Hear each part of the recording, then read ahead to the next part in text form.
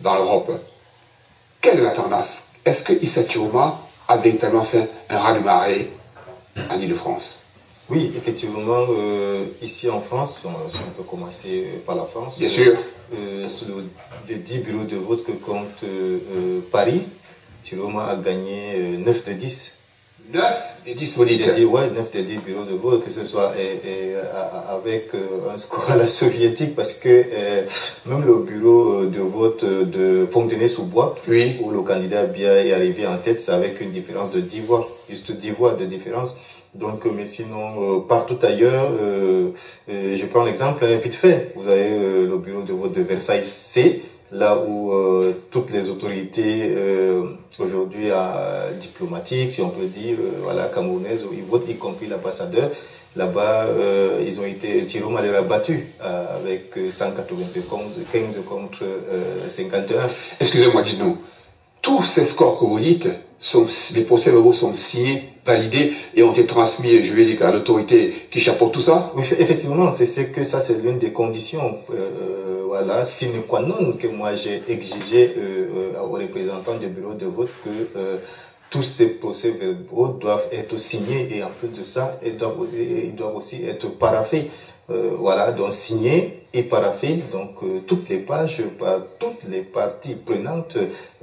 En fait, quand je parle de parties prenantes, je parle de la commission locale de vote, donc qui comprend le président, le représentant de l'administration ainsi que le représentant des partis politiques. Donc tous ces faits sont signés, paraphés par toutes ces parties-là, par tous, voilà.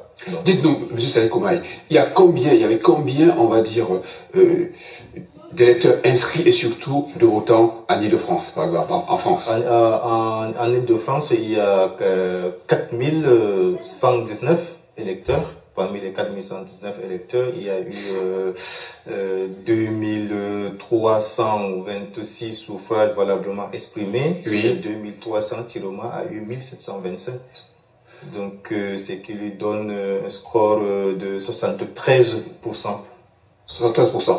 Il y a également, vous étiez également le lendemain, je crois, à Marseille, c'est ça? Oui, à Marseille, là, c'est une circonscription France-Sud, parce qu'il faut savoir qu'il y a deux circonscriptions électorales en France. Il y a la circonscription France-Nord, oui, à Paris, gérée par le point focal Paris. Et puis, il y a une deuxième circonscription électorale, cette fois-ci France-Sud, qui est logée à Marseille, et qui compte 262 inscrits.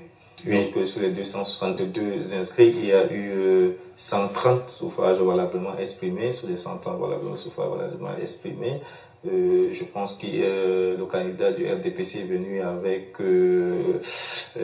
95 voix. Chiroma est venu la talonner, mais juste avec une différence de 10 voix. Une différence de 10 voix. Si on comprend bien, la diaspora en France a plébiscité Issa Chiroma. Effectivement, la diaspora en France, pas seulement en France, toute la diaspora entière. Exactement, j'allais en venir, parce que il y a la France et puis il y a également l'Europe. l'Europe, donc dans toute la diaspora, c'est-à-dire y compris africaine, le RDPC n'a gagné que dans 2 pays. Il n'y a que la Russie et l'Angleterre.